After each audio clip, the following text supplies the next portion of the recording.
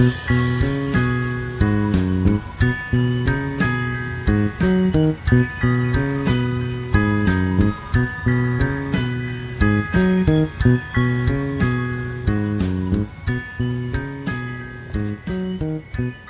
to episode 0.5 of the Mistakes from the Time Capsule podcast with your host, Old Danny Boy. And the reason why I'm calling this episode 0.5 instead of episode 2 is because the first episode was kind of just an introduction. I was testing the waters. I just put my foot, I dipped a toe in the pool to see what worked. I recorded the podcast in my room with the mic very close to me and my voice kind of low, and I didn't like the sound of the podcast. So for this episode, I actually got into my car and drove off and found a nice abandoned parking lot to record this episode in. We're going to see if it has better sound quality. I also bought a pop filter to hopefully help with the things like that. It's supposed to help with the percussive sounds from saying p and things like that. But anyway, talking more about the first episode, and what things that I could have done to improve. That, if I'm going to be honest, the episode's probably getting deleted. After listening back to it, there's a lot of things that I didn't like about it. So, I really shouldn't have told such a good story for the first episode. Me getting blackmailed is one of the better stories I have. So, it's gonna have to get retold on another one of these episodes. But anyway, I wanted to try and figure out the segments for the podcast, what I like and what I didn't like. So I wanted to keep episodes to 30 minutes for the standard episode. And last episode, I got done telling my story in 20 minutes, and then afterwards,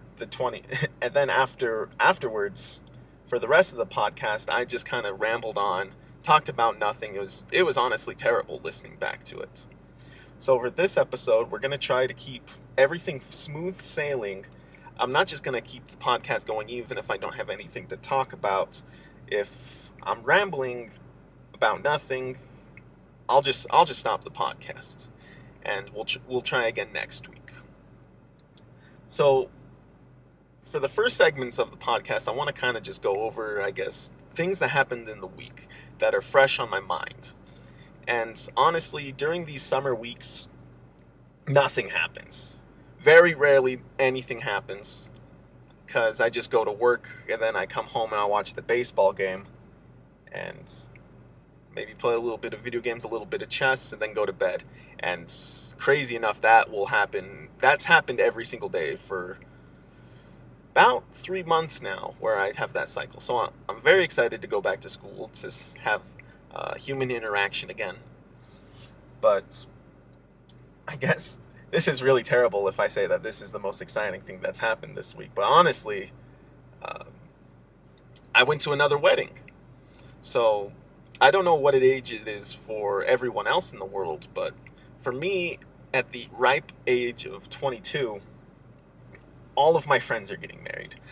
I don't know if it's a Utah thing. I know people in Utah tend to get married younger than everyone else outside the world for, religious reasons. They get married as soon as possible, just so, because very, very against premarital sex. So they just get married after 6 months so that they can start banging immediately. You can't blame them, except for, everyone I know whose parents are divorced for probably the same exact reasons. But anyway, I went over to this wedding, and I was trying to get people to come with me, but I was unsuccessful in finding someone to go with, and the wedding was about an hour and a half drive away. And I really didn't want to go to it. I was like, I'm only okay friends with this person whose wedding it is. It was a girl. She was in my string quartet. But I swear to God, the reason I went is because I knew that when I recorded this podcast and it came to the part where I was going to talk about things that happened this week, and if I didn't go to that wedding, it was going to be fucking nothing, except for maybe the unfortunate things that happened for the Astros this week. But yeah, talking about that wedding, I just showed up and I didn't know anyone there other than the bride, so I waited in line to get ice cream, and then got my ice cream, and then I waited in line to just say hello to the bride. And then after that, I just sat around for a little bit, tried to find people I know, but I couldn't find anybody, not a single person there I knew other than the bride. So I watched them cut the cake, and then I was like, you know what? This is all I needed to do. Time to go back home. So it was like, I drove an hour and a half each way just to say hi to someone at her wedding. So, so if we're gonna be honest, it's just to get other people to come to my wedding, if you know that ever happens. Also, the other thing I want to talk about, I just got reminded of it just barely. One of the classes that I've taken in college, which I've actually taken twice because I failed it once, is strategic selling. Now, I don't know if I ever talked about my major here on this podcast. Actually, I know I didn't because it's only the second episode. Is I'm a music major. That's why, I wrote my own music for the intro and the ending. But anyway, I had to take strategic selling for some reason because it's a general. Maybe I'll go into why I hate general classes so much later. But anyway, in this class, one of the things I learned is just how much people use filler words. A lot of strategic selling was giving presentations in class, and he docks a point every time someone uses a filler word. For most people, that'd be words like for example, and just things like that. And when I listened back to my last episode, I realized I used the words, so much. So I'm going to listen back to this podcast again, and I'm going to pretend to be like my professor for strategic selling, and I might just make a tally mark for every time that I use the filler word, maybe like, and every I'll just tally mark everything that I think I count as a filler word. And then during the next week's episode, I'll give that number at the beginning. I'll say, so the filler word's number is X. I didn't do that for last week's episode, but it's probably around 100. Gonna be honest, that was a ton. So we'll see if part of the reason behind this podcast is just to make me a better presenter. And so if I can really cut back on my filler words, I think it'll be a huge success. So if I'm really thinking about it, if I try and eliminate them, I think I'll be good. But either way, so that's really all that happened at the wedding. I showed up, I said hi, and I left. So, mission well done. I don't know what I was expecting to happen. Maybe bumping into someone that I knew. But that's all that happened for that week. So, next, we'll go into sports talk. During the baseball season, it's going to be Astros talk. And maybe some random shenanigans that happen through the week. But if you remember from last week, I was talking about how the Dodgers and the Astros have a huge series coming up. It'll be the first time the Astros came to town since the whole cheating scandal happened, and the Dodger fans were going to give them hell. Well, they did. They did. And it was so bad. Like, Dodger fans were throwing shit onto the field. They were fighting in the stands. Security guards were everywhere breaking up fights. After the first game, it was something like 9 inflatable garbage cans were thrown onto the field. Like, even the Dodgers' own players were getting mad at the fans for how much crap they were throwing onto the field. But anyway, the first game was so fucking good. It's one of those games that when I'm listening back to this podcast, however many years from now, I'm going to be like, yup, I remember the game well. It was that game. Lance McCullers Jr. threw 6 2/3 inning shutout ball, and then the rest of the game, the Dodgers just got shut out the whole time. And then the Astros, they only had 1 run for most of the game, but then it was the 8th inning, I believe. Yordan Alvarez hit a 2-run missile into the stands. Thank you, Dodgers, for Yordan Alvarez, by the way. And also, like I said, I parked in a parking lot, and it was abandoned, but there's a couple of cars that are pulling up behind me, and I'm kind of nervous about it. Anyway, they're driving away now, so I won't worry about them. They're just kind of spooking me a little bit. They got really close to my car in this really open, abandoned parking lot. But either way, I'll keep this story going. Really good series. Astros get the first one 3-0. So many Dodgers fans showed up. It was the biggest crowd in baseball that whole year just to watch the Dodgers get fucking blown out. And so really good stuff there. And then for the second game, oh boy, Jake Odorizzi, future me. If you remember Jake Odorizzi, he was the pitcher that was fucking terrible. We got him during the winter from, what was it, the Twins maybe? And he's been bad in most every start. And sure enough, during the Dodgers, he gave up 7 runs by the third inning. He just gave up 4, and then 2, and then 1, I believe, and then we took him out. And so the Dodgers kind of just rode that for the rest of the game. And it sucked, you know. It was Max Scherzer's first start as a Dodger, and he performed really well. He got 7 innings, 10 strikeouts, only 2 runs, and then Dodger fans went crazy for him.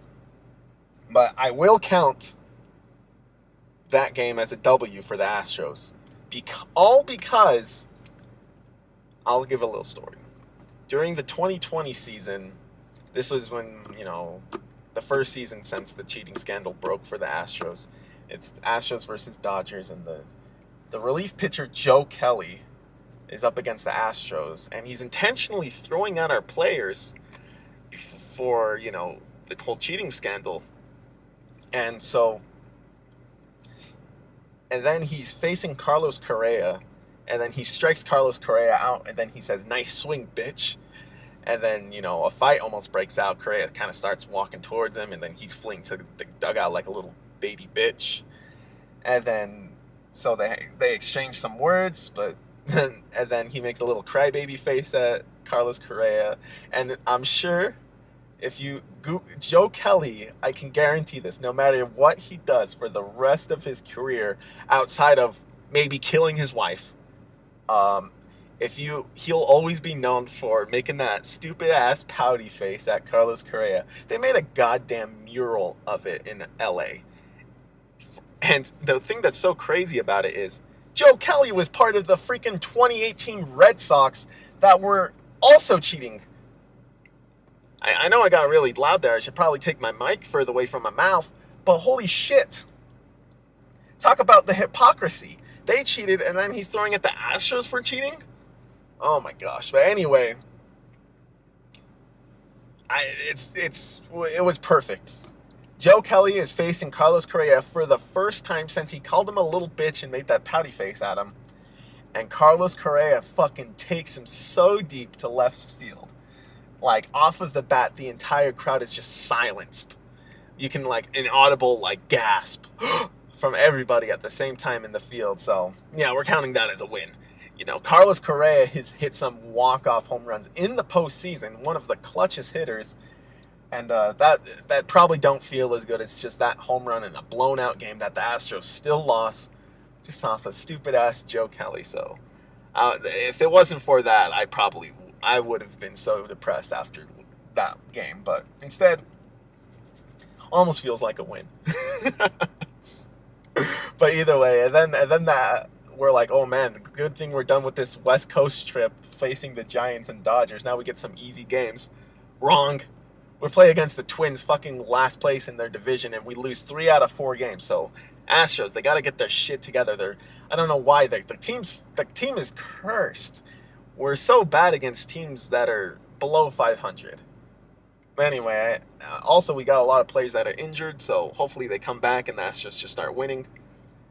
I'm not too worried about it. The Oakland A's are catching up, but I believe that they'll start losing again, and things will start getting back on page. So anyway, that's it for Astros Talk this week.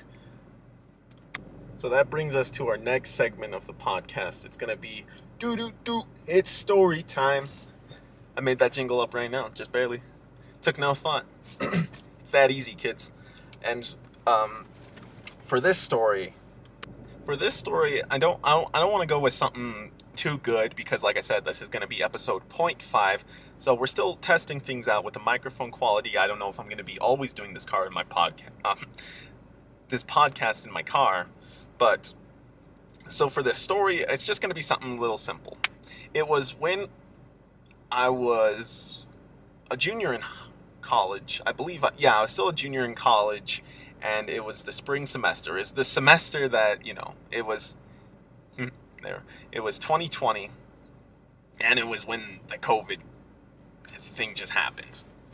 Good old coronavirus, and they had to cancel school, and everyone went to online classes. But I was taking the class the physics of sound and science, because, like I said, I'm a music major, so it was a class that I had to take for physics credit.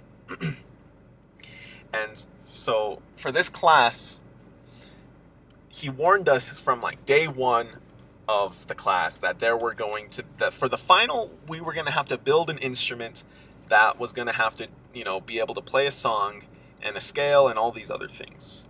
And we were in partnerships for it. So I got together with my good friend Thomas, and he has good grades. So I wasn't really worried about that assignment ever. But then sure enough, when we all had to go our separate ways and quarantine ourselves, we had to do the projects ourselves now. And so he kept reminding us, hey, don't worry, don't keep pushing off that instrument assignment. It's going to sneak up on you. And I was like, it was to do tomorrow. It wasn't kidding. It sneaks up on you. It was the night before the project was due. And so I had an idea what I wanted to do for my instrument. I saw a video of someone playing jingle bells on a comb, because all the teeth on the comb have different length. When he plucked the comb at the different spots, it would have a different pitch, and so he was able to play jingle bells on it.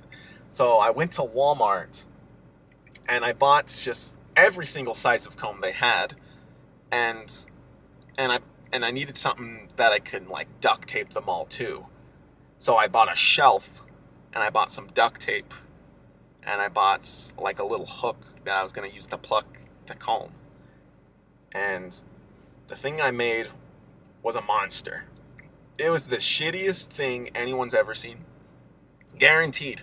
If someone like came into my room and saw what I have made, they'd think I was on meth or some kind of like really heavy drug. They were thinking that the virus quarantine was getting to me more than it actually was.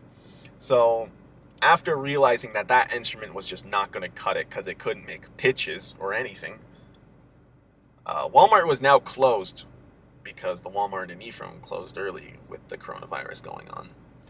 And so I was now left with the task of making an instrument out of only the objects that I could find in my apartment.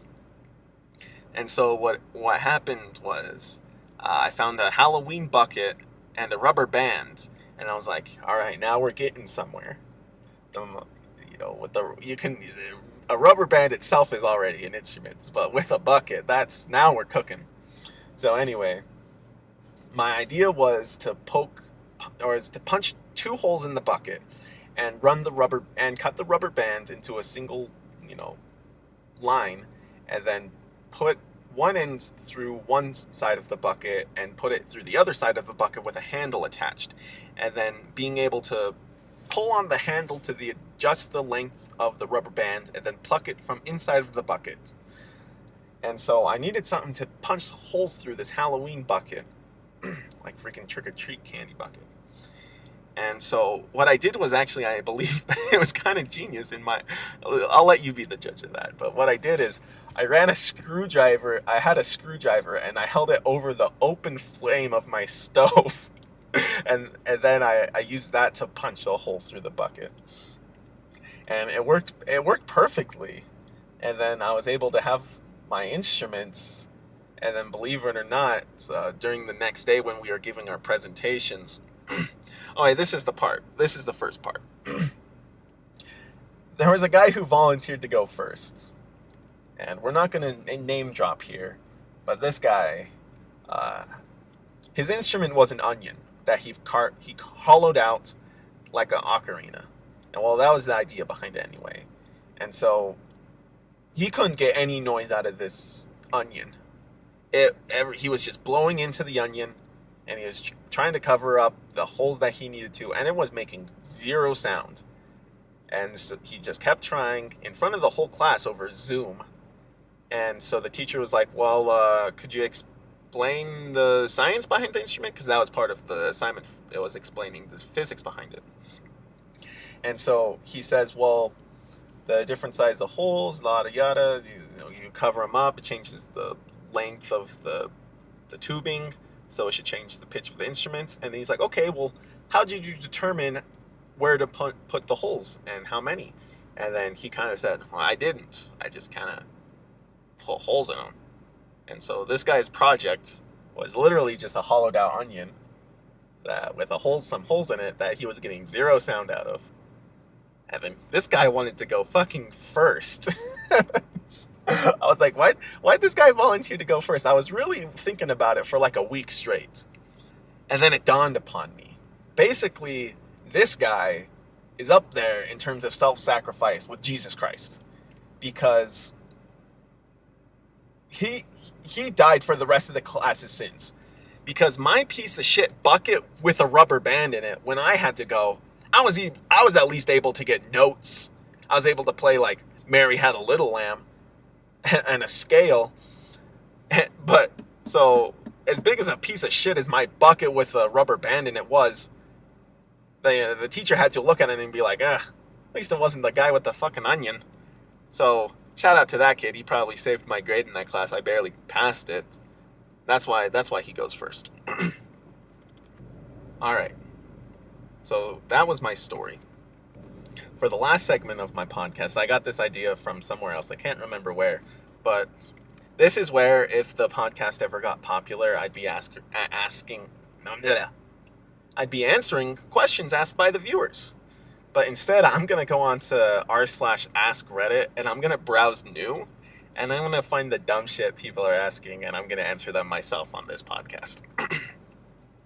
All right, so we're on new, and I'm going to... Holy shit.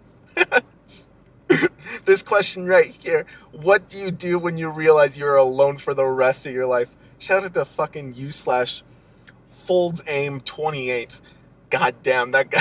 I don't know what answer he's expecting here, but I don't have the answer, and I don't know if anyone else does. So let's see here. People who suffer from a phobia, how do you cope with it? Well, I don't know if that's a question I can answer. I don't think I have a phobia of any kind. But my ex-girlfriend, I'm pretty sure she had a phobia of spiders. And the way I coped with it was sending her pictures and videos of spiders whenever I saw them. Because I was actually the best boyfriend ever. And it's a real mystery how things ended up not working between us. Okay, let's see here. Let's keep going down.